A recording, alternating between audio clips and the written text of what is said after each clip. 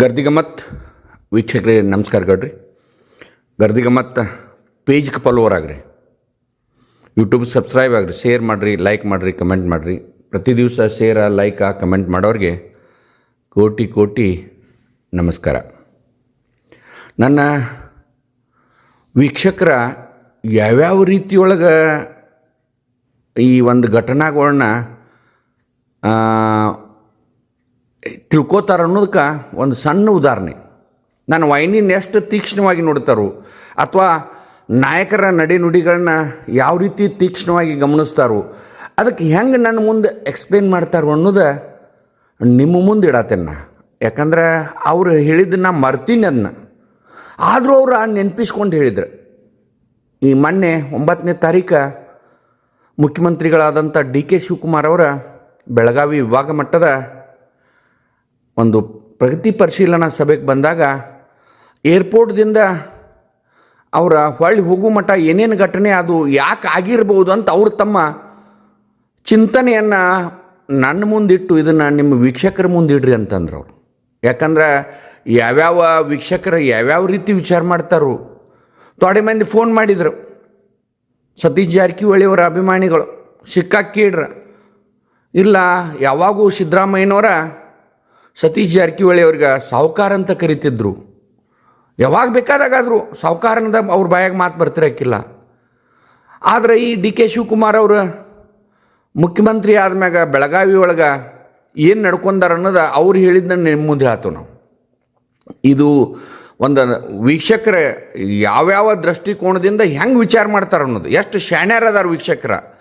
ನಾನು ಮರ್ತೋದಂಥ ಘಟನೆ ನಿಮ್ಮ ಮುಂದೆ ಹೇಳ್ತೇನೆ. ಅವತ್ತು ಡಿ.ಕೆ. ಶಿವಕುಮಾರ್ ಅವರ ಒಂದು ಸ್ಪೆಷಲ್ ಫ್ಲೈಟ್ಗೆ ಸಾಂಬ್ರಾ ವಿಮಾನ ನಿಲ್ದಾಣಕ್ಕೆ ಬರ್ತಾರೆ. ಸಾಂಬ್ರಾ ವಿಮಾನ ನಿಲ್ದಾಣ ಬಂದಾಗ ಅಲ್ಲಿಯ ಶಿಷ್ಟಾಚಾರ ಪ್ರಕಾರ ಜಿಲ್ಲೆಯ ಒಂದು ಪೊಲೀಸ್ ವ್ಯವಸ್ಥೆ ಗಾರ್ಡ್ ಆಫ್ ಆನರ್ ಅವ್ರನ್ನ ಸತ್ಕಾರ ಮಾಡಿ ಸಿಟಿ ಒಳಗೆ ಕರ್ಕೋತಿರ್ತಾರೆ ಪೊಲೀಸ್ ಇಲಾಖೆ. ಆವತ್ತು ಡಿ.ಕೆ. ಶಿವಕುಮಾರ್ ಅವರು ಏರ್ಪೋರ್ಟ್ದಿಂದ ಮುಂದೆ ಬಂದುಬಿಡ್ತಾರೋ. ಆಮ್ಯಾಗ ಅವರು ಅಲ್ಲಿ ಧ್ವಜಸ್ತಂಭದ ಅಂತಕ್ಕೆ ನಿಂತ ಅವ್ರು ಹಾರಿ ನೋಡ್ತಿರ್ತಾರೆ. ಒಟ್ಟು ಆಜು ಬಾಜುಕ ಎಲ್ಲ MLAಗಳು ಇರ್ತಾರೋ. ಆದರೆ ಸತೀಶ್ ಜಾರಕಿಹೊಳಿ ಅವರ ಏರ್ಪೋರ್ಟ್ದಿಂದ ಒಳಗೆ ಲಗುಟ ಹೊರಗೆ ಬರೋದಿಲ್ಲ. ಅವ್ರು ಬರೋ ಮಟ್ಟ ಒಂದು 40 ಸೆಕೆಂಡು 50 ಸೆಕೆಂಡು ಒಂದು ನಿಮಿಷ ನಿಂದಿರ್ತಾರೆ. ಅವರು ನಿಂತು ಸತೀಶ್ ಬಾ ಇಲ್ಲಿ ಅಂತ ಕರೀತಾರೆ. ಆದರೆ ಯಾಕೋ ಅದು ಜಿಲ್ಲೆಯ ಸತೀಶ್ ಜಾರಕಿಹೊಳಿ ಅಭಿಮಾನಿಗಳಿಗೆ ಸತೀಶ್ ಅಂತ ಕರೆದಿದ್ದು ಯಾಕೋ ನಮ್ಮ ಮನಸ್ಸಿಗೆ ಭಾಳ ನೋವಾಗೈತ್ರಿ ಅಂತೇಳಿ ಅವರ ಅಭಿಮಾನಿಗಳು ಹೇಳಿದ್ದು ನಿಮ್ಮ ಮುಂದೆ ಹೇಳ್ತಾನೆ.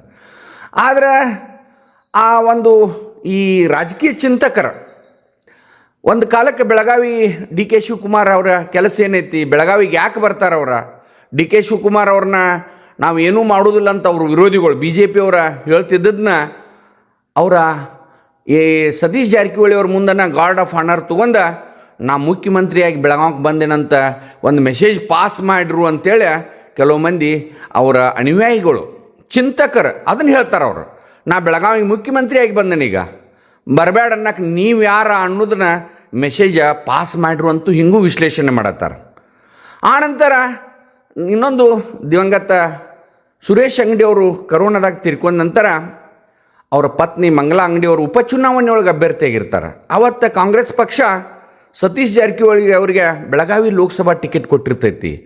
ಅವತ್ತು KPCC ಅಧ್ಯಕ್ಷರಿದ್ದಂಥ ಡಿ.ಕೆ. ಶಿವಕುಮಾರ್ ಅವರ ಸತೀಶ್ ಜಾರಕಿಹೊಳಿ ಅವರ ಪರವಾಗಿ ಕ್ಯಾನ್ವಾಸ್ ಮಾಡೋಕ್ಕೆ ಬೆಳಗಾವಿಗೆ ಏರ್ಪೋರ್ಟ್ದಿಂದ ಬರ್ತಿರ್ತಾರೆ. ಆವಾಗ ಕೆಲವು BJP ಕಾರ್ಯಕರ್ತರು ಅವರು ಆಗದವರ ಅವರ ಗಾಡಿ ಮ್ಯಾಗ ಏನೇನು ಒಗದ ಹೂವು ಏನೇನು ಒಗದ ಅವ್ರಿಗೆ ಒಂದು ಅಪಮಾನ ಮಾಡ್ತಾರೆ. ಅವ್ರಿಗೆ ಡಿ.ಕೆ. ಶಿವಕುಮಾರ್ ಅವರ ಗಾಡಿ ಮ್ಯಾಗ ಏನೇನೋ ಒಗಿತಾರೆ, ಭಾರತ ವಸ್ತುಗಳನ್ನ ಒಗದ ಅಪಮಾನ ಮಾಡ್ತಾರೆ. ಅವು ಕ್ಲಿಪ್ಪಿಂಗ್ಗಳು ನಮ್ಮ ಅಂತಕ್ಕದ ಇರ್ಲದರ ಅವಶ್ಯಕತೆ ಇಲ್ಲೀಗ. ಅವ್ರು ನೆನಪು ಮಾಡಿ ಕೊಟ್ಟಿದ್ದು ನಿಮಗೆ ನೆನಪು. ಆದರೆ ಅದೇ ಡಿ.ಕೆ. ಶಿವಕುಮಾರ್ ಅವರ ಎಲ್ಲಿ ಅವ್ರಿಗೆ ಅಪಮಾನ ಮಾಡಿದ್ರಲ್ಲ ಅದೇ ಜಾಗದಾಗ ನಿಂತು ಹೂವಿನ ಹಾರ JCBಯಿಂದ ಹೂವಿನ ಹಾರ ಹಾಕ್ಕೊಂಡು ಡಿ.ಕೆ. ಶಿವಕುಮಾರ್ ಜೈ ಆಗಲಿ ಅಂತ ಅನಿಸ್ಕೊಂಡ್ರು. ಅಂದ್ರೆ ಒಟ್ಟಾರೆ ಎಷ್ಟು ಚೆನ್ನಾಕ್ಷದಾನ್ರಿ. ಎಲ್ಲಿ ಅಪಮಾನ ಆಗಿತ್ತಲ್ಲ ಅಲ್ಲೇ ಡಿ.ಕೆ. ಶಿವಕುಮಾರ್ ಅವರ ಮಾಲಿ ಹಾಕ್ಕೊಂಡು ಸತ್ಕಾರ ಮಾಡ್ಕೊಂಡು ಬೆಳಗಾವಿಗೆ ಬಂದರು. ಅವತ್ತು ಅವರ ಏನಿತ್ತಲ್ಲ ಮನಸ್ಸಿನಾಗ ಅವ್ರನ್ನ ಅವತ್ತು ಅವ್ರೊಂದು ಪತ್ರಿಕಾಗೋಷ್ಠಿಯನ್ನು ಮಾಡಿರಂತ ನೆನಪಿಸಿರವ್ರು. ನನಗೆಲ್ಲ ಹೂವು ಅಷ್ಟ ಮಾಲ್ಯೂ ಅಷ್ಟ ಎಲ್ಲ ಅಷ್ಟ, ರಾಜಕೀಯ ನಾಯಕರು ಅಂದರೆ ಇವೆಲ್ಲ ಕಾಮನ್, ಅದನ್ನ ಯಾವುದೂ ಪ್ರೆಸ್ಟೇಜ್ ತೊಗೋಬಾರ ಅಂದಿದ್ದನ್ನ ಹಿಂಗೆ ಅವತ್ತು ಮಾಲಿ ಹಾಕಿಸ್ಕೊಂಡು ಸಾವಿರಾರು ಜನರ ಕಡೆಯಿಂದ ಜೈ ಎನಿಸ್ಕೊಂಡ್ರಿ ಅವರ ಬೆಳಗಾವಿ ಗ್ರಾಮೀಣ ಕ್ಷೇತ್ರದ ಯಾವ ಒಂದು ಸ್ಥಳದಾಗ ಅಪಮಾನ ಆಗಿತ್ತು, ಅಲ್ಲೇನ ಅವರ ಜೈ ಅನಿಸ್ಕೊಂಡ್ರಿ. ಆನಂತರ ಮತ್ತು ಬೆಳಗಾವಿ ಒಂದು ಪತ್ರಿಕಾಗೋಷ್ಠಿಯಲ್ಲಿ ಒಂದು ಪತ್ರಿಕಾಗೋಷ್ಠಿ ಒಳಗೆ ಸತೀಶ್ ಜಾರಕಿಹೊಳಿ ಅವ್ರು ಲೇಟಾಗಿ ಪತ್ರಿಕಾಗೋಷ್ಠಿ ಬರ್ತಾರೆ.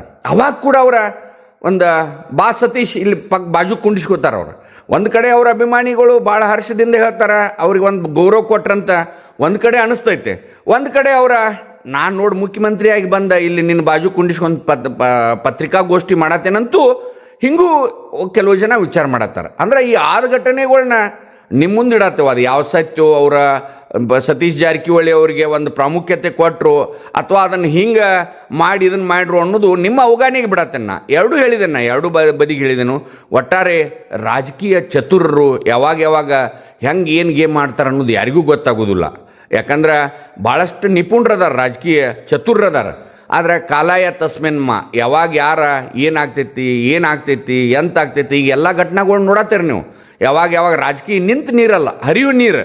ಯಾವಾಗ ಯಾರು ಕೂಡ ಹೋಗ್ತಾರೋ, ಯಾವಾಗ ಏನು ಗೇಮ್ ಆಡ್ತಾರೋ ಅನ್ನೋದು ಅವ್ರವ್ರಿಗೆ ಗೊತ್ತಿರ್ತೈತೆ. ಅದು ಗೇಮ್ ಆದ್ಮ್ಯಾಗನ ಗೊತ್ತಾಗ್ತಿರ್ತೈತಿ. ಇವತ್ತು ಈ ವಿಷಯ ಇದನ್ನು ಅವರ ಅಭಿಮಾನಿಗಳು ಮಾತಾಡಿದ್ನ ನಿಮ್ಮ ಮುಂದೆ ಇಡತ್ತೇನೆ.